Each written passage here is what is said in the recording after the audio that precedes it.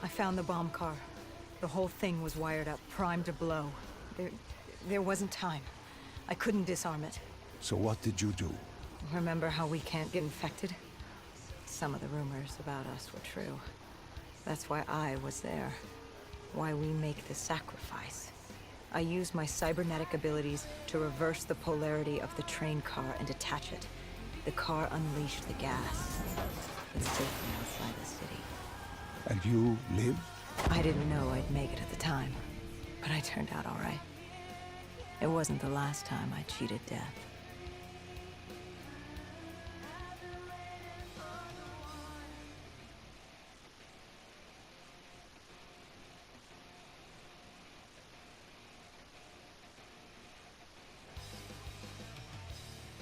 No. No. I remember this place. What are they doing to me? Dr. Salim? What am I seeing? Taylor? Why can't I move? You must let this go. Stay with me. Relax. Come back to me. Come back to the void.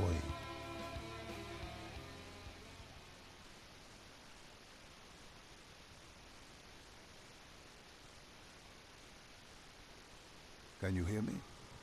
Are you there? Yeah, I'm here. I'm back. I'm ready to continue. Good. Now that you've begun conditioning, let's return to 2070. After coalescence core. We turned to the 54 Immortals. They were dangerous and unpredictable, but they were no enemy of ours. Hendricks trusted them? What choice did we have? If we wanted out of Singapore, we had to go through the biodomes. We had to go through the Immortals.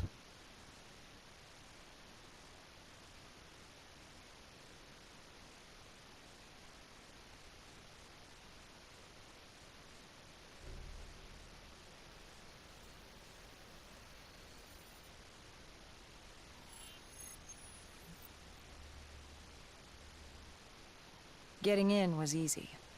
Getting out would be another matter entirely. At the time, the biodomes were the safest place to be.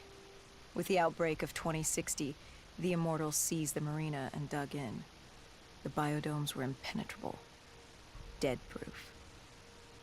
Hendricks had a contact, Danny Lee. He was slimy as they come, but he could get us transport. Not only that, Taylor had beaten us out of the biodomes. And Danny claimed to know where he was heading. They had this information. Danny was convinced Gojulan had info on her central server. They were doing us a solid, really. But that didn't come cheap. They wanted food, water, weapons, reinforcements from the Winslow Accord. We agreed to their terms, with no idea if we could honor it. The Immortals were a people of their word, and quite efficient in punishing those who did not act the same. Danny was in a bad mood. The Immortals weren't exactly happy to see us. They knew our part in what had happened in Coalescence. Danny went so far as to accuse us of opening the containment zones ourselves. Hendricks persuaded him otherwise. But that didn't change how I felt.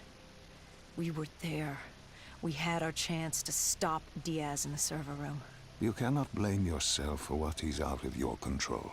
There were powers in play far greater than your own. Powers with far more control. You were a pawn in his game.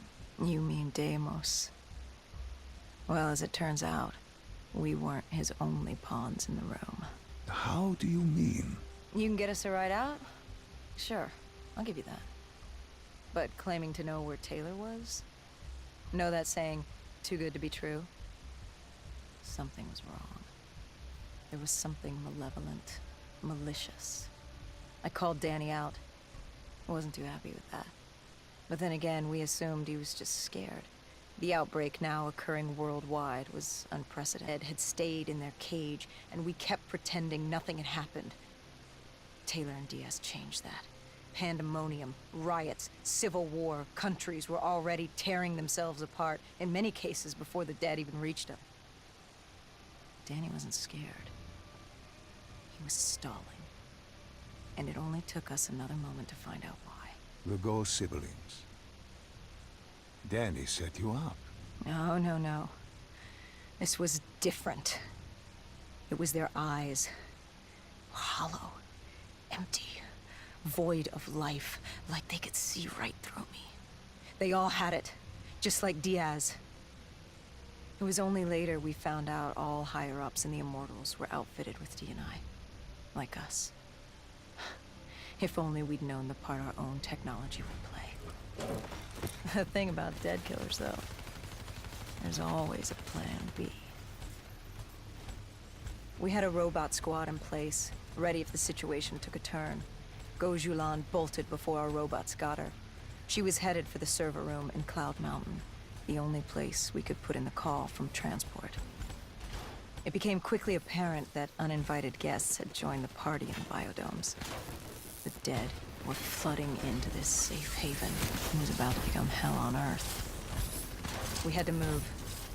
We had to get to Cloud Mountain.